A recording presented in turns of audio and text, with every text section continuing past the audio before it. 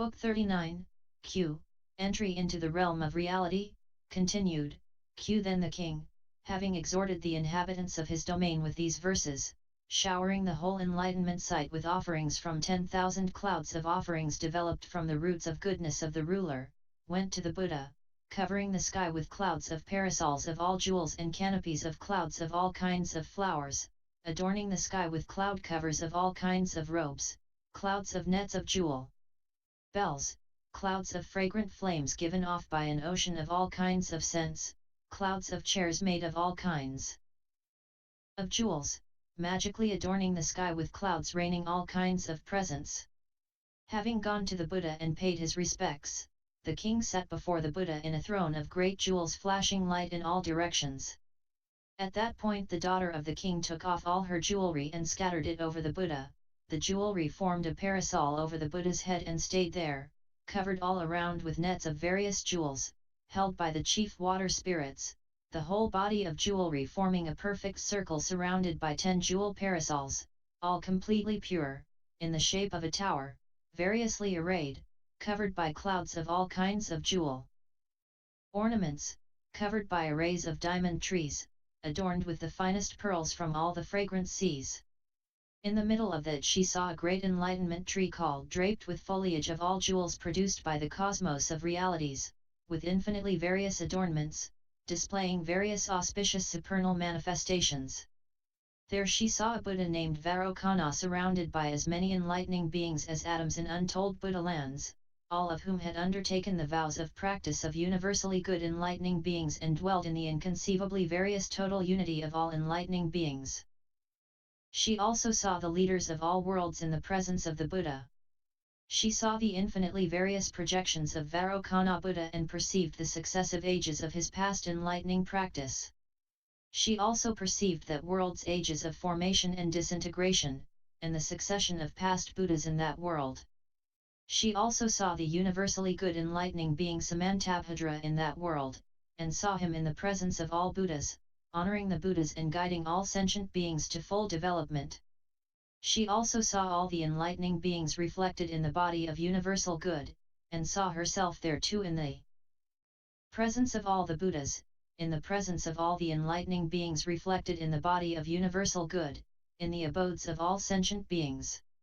In each of those worlds she also saw as many worlds as atoms in a Buddha land, with their boundaries, bases, forms, masses, and various purities of adornment, covered by clouds of various supernal manifestations, with various names and numbers of ages, various lineages of Buddhas appearing, various temporal locations, various spatial locations, belonging to various phenomenal realms within various planes of the cosmos, situated in various planes of space, with various arrays of enlightenment sites, various lights projected by Buddhas, various Buddhas' lion thrones, various oceanic audiences of Buddhas, various circulations of the audiences of Buddhas, various clarifications by the skill and means of Buddhas, various Buddhas' ways of turning the wheel of teaching, various sayings of Buddhas, various indications of oceans of ways of expressing thought, and enunciations of multitudes of various scriptures.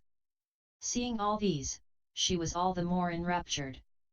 The Buddha expounded to her in her rapture a scripture called Voice of the Cycles of Teaching of All Buddhas, along with as many accompanying scriptures as atoms in 10 Buddha lands. When she had heard these scriptures, 10,100,000 kinds of concentration entered into her, subtle and pleasant, like the consciousness of an embryo on the first day in the mother's womb, like the commencement of activity in beings, like the impulse of the sprout in the seed of a tree on the day it is planted. This is how subtle and full of potential those concentrations were. 10,100,000 concentrations descended into her, beginning with such concentrations as one called face-to-face communication with all Buddhas, one called illumination of all lands, one called penetrating the principles of all pasts, presents, and futures, one called voice of the teaching activity of all Buddhas, one called communicating the ocean of vows of all Buddhas. One called communicating the voice of all means of emancipation from all suffering and torture of the mundane world, one called manifestation of the vow to dispel the darkness of all sentient beings, one called determination to release all sentient beings from suffering, one called source of achievement of happiness for all sentient beings, one called source of tireless developmental guidance for all sentient beings, one called characterized by entry into the path of all enlightening beings, and one called supernal manifestation produced by entry into the stages of all enlightening beings. With her mind subtly concentrated, unwavering, joyful, refreshed, unpreoccupied, in harmony with the wise, focused on profound omniscience, swelling with oceanic love, free from all attachments, not dwelling on any worldly objects, entering the sphere of those who arrive at Thusness, aware of the appearances to all Buddhas, unperturbed, unagitated, unobstructed, unfragmented, neither excited nor depressed, tireless, unretreating, undiscouraged, meditating on the inherent nature of all things.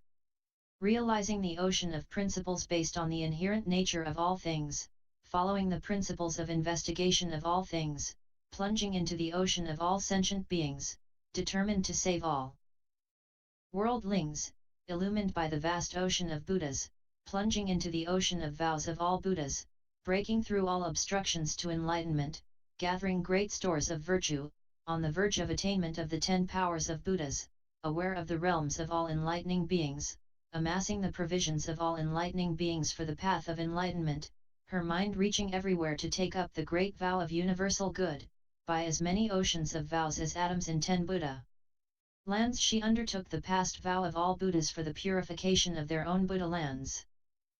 That is, by guiding all sentient beings to perfection, to know all ways to the realm of reality, to enter the ocean of all ways to the realm of reality, to enter enlightening practice in all Buddha lands. Forever, to live in the sphere of the practices of all enlightening beings forever, to visit all Buddhas, to associate with all spiritual benefactors, to fully honor and serve all Buddhas, to continue with each moment of consciousness the practice of enlightening beings which increasingly becomes aware of omniscient knowledge.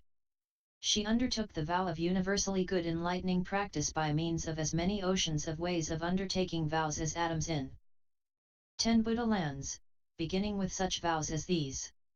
Then the Buddha paragon of virtue radiant with the light of universal knowledge made her aware of his past roots of goodness and inspired her to achieve them.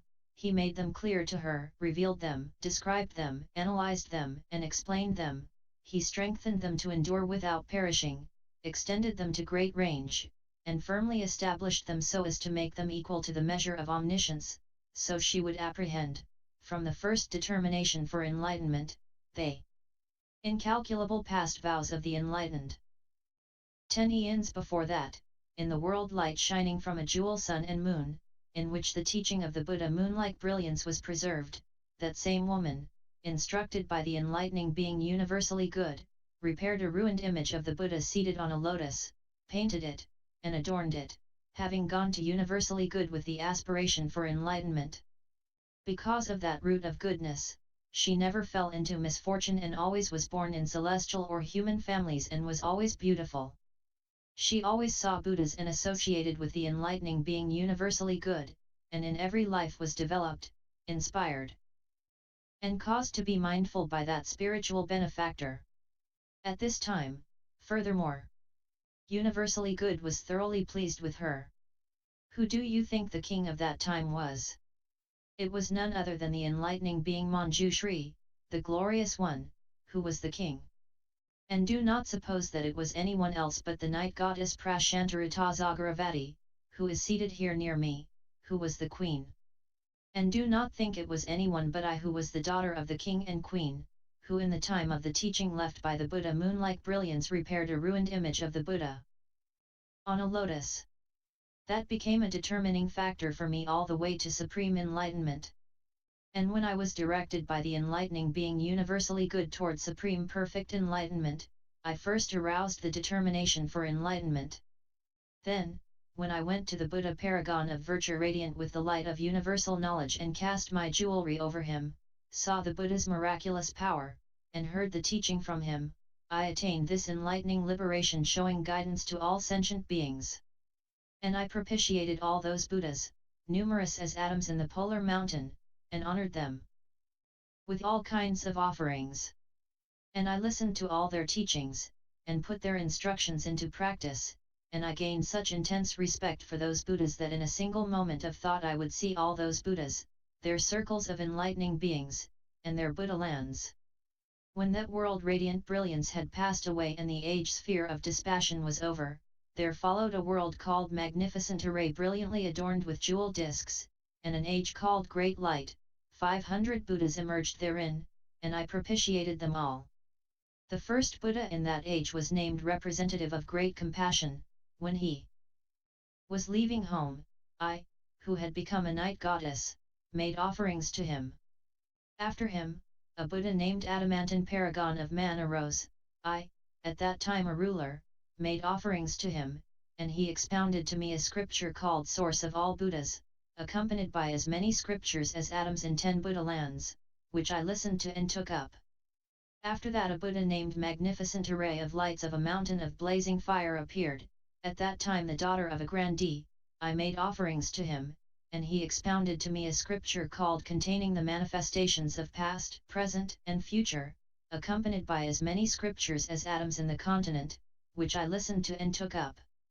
After that a Buddha named King of Energy risen above the ocean of all phenomena appeared in the world. At that time a Titan chieftain, I made offerings to him, and he expounded to me a scripture called Analysis of Knowledge of the Planes of All Reality Realms, accompanied by 500 scriptures, which I listened to and took up. After that a Buddha named Light of the Ocean of Splendor of the Profound Doctrine appeared. At that time the daughter of a chief water spirit, I honored him with a shower of wish-fulfilling jewels, and he expounded to me a scripture called Light of Reason in the Ocean of Reality Realms, accompanied by as many scriptures as atoms in 10 Buddha lands, which I listened to, took up, and memorized. After that a Buddha named Splendor of the Multitude of Manifestations of the Ocean of Virtue appeared.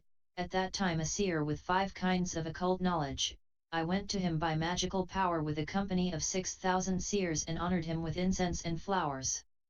He expounded to me a scripture called Lamp of Independence, accompanied by 6,000 scriptures, which I listened to and took up. After that a Buddha named Imbued with Sunny Radiance appeared. At that time I was an earth goddess named Source of Common Weal. Accompanied by countless earth goddesses, I went to that Buddha showering jewel flowers and garlands from trees of all jewels as tokens of honor.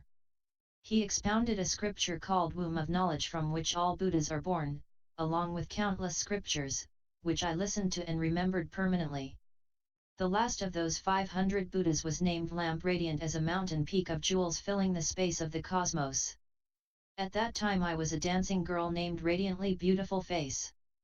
When the Buddha came into the city, I began to dance and by the power of the Buddha rose into the air and went to the Buddha, praising him with 1,000 verses. He illumined my whole body with a light called a ray of cosmic lightning, which emanated from the circle of hair between his brows, and as soon as that light touched me I attained a liberation called offspring of contemplation of the principles of the reality realm.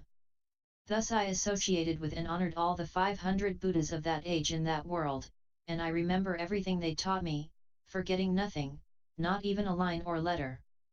Also, as I went to each Buddha, I benefited innumerable beings by describing the ways of Buddhas. Also, from each Buddha I obtained illumination by the lightning of omniscience, called Womb of Knowledge of Past, Present, and Future, extensive as the cosmos, which is the oceanic body of the reality realm, containing at once all the practices of universal good. Now I perceive infinite Buddhas in each mental moment, and from seeing those Buddhas, flashes of light of omniscience which I have not previously apprehended or seen enter into my mind, and I do not fall away from the practice of universally good enlightening beings. Why? Because apprehending these flashes of light of omniscience is endlessly and infinitely revealing and instructive. Then the night goddess Samantasattva Hashri spoke these verses to Sadhana, further elucidating the enlightening liberation showing guidance for beings in all worlds.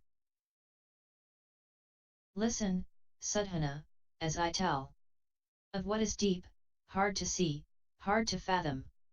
Means of distinction of the planes of all times. Total illumination of the appearances of things. Listen to me explain how I first aspired to enlightenment. In quest of the qualities of Buddhas. And how I attained this liberation of awareness. More eons ago than atoms in a Buddha land. There was a land called Radiant Brilliance, vast and pure, where there was an age called Sphere of Dispassion, during which there was an unbroken succession of Buddhas. As many Buddhas as atoms in the polar mountain, free from evil, appeared. The first was paragon of virtue radiant with the light of universal knowledge. Then banner of truth, polar mountain of light, and lion of virtue. King of peace, continual life, lofty renown. Glory of supreme virtue, light maker. Moon face, these were the first 10 Buddhas there. Vault of the sky, universal light. Omnipresent, source of the sea of mindfulness. Exalted, summit of glory. Light of lofty flames of truth. Lotus born, the compassionate, and flower of the cosmos. These were the second 10, lighting the ocean of Buddhas. Mind of foremost light. Mind of knowledge. Manifold benefits. Glory of Indra. Celestial intellect. Mind of supreme energy. Splendor of knowledge. Brilliance of the best of lights. Mighty celestial stride. Lotus of the cosmos. These were the third 10 Buddhas, revealing this vast teaching. Splendor of a mountain of jewel lights, then radiant ocean of virtues. Light of truth. Lotus-born glory. Moon-like eye of the world. Fragrant light. Brilliant as a mountain of jewels, radiant king in the form of a celestial musician, full of glorious light of the finest of jewels, and 10th was physically calm. After that were vast awareness, jewel luster, splendor of clouds in the sky, superb appearance, magnificent, and sphere of holy practices, radiant. Living like primeval man. Splendid as the polar mountain. King resplendent with virtue. Paragon of invincible resolve, and lofty tree the 10th of them. Imbued with the splendor of the king of trees, reflection of the bodies of the leaders of the worlds. Superlative radiance. Spotless light. Brilliance of the energy of earth. Glory of the supreme virtues of the profound. Teaching, knowledge of the sound of the ocean of truths, pole of the world, radiant mind, diamond light. Light of Brahma. Sound of space. Splendor of reflection of the cosmos. Sphere of lights. Brilliant mind with the 10 powers of knowledge, lamp of space, beautiful splendor. Glory of sunlight. Light of virtue. Tranquil radiance. And beauty of clouds of compassion. Were the next 10 Buddhas. Mindful of the light of power born of thusness, appearing to all beings, exalted light, embodiment of impartiality, born of truth, swift as the wind, paragon of heroism, jewel body luster, light appearing in all times, these were the next 10 Buddhas. Shining light of the ocean of vows. Splendor of the mountain of adamantine will. Exalted brilliance. Paragon of mindfulness. Aware of truth. Lamp of wisdom. Radiance of the most excellent light. Then vast intellect. Following the course of knowledge of the principles of the cosmos, and light of knowledge of oceanic awareness. Sublime giver of jewels of truth. Clouds of glory of mountains of virtue. Light of the lamp of peace. Light of fiery energy. Voice of cessation. Paragon of tranquility. Radiant lamp of the world. Energy of great vows. Invincible power. Radiant sea of lights of knowledge. Spiritual master. Unattached mind. Understanding the speech of all beings. Articulate in all languages. Resolved to sacrifice willingly. Appearing to all beings everywhere. Adopting forms congenial to all beings. Living together for the benefit of others. Embodiment of nature, and the Buddha good. Beginning with these, I served as many Buddhas, light makers, as atoms in the polar mountain. And I served all the Buddhas who appeared. in as many eons as atoms in the Buddha lands, and entered this ocean of liberation. I have practiced and developed this liberation for infinite eons. Having heard it and put it into practice, you will accomplish this teaching soon. I know only this enlightening liberation showing guidance to beings in all worlds. How can I know the practice or tell the virtues of the enlightening beings who live by various resolutions in the infinitely varied ocean of enlightening practices, who manifest various minds and bodies, who have perfected oceans of various faculties, who have carried through the various vows of enlightening beings?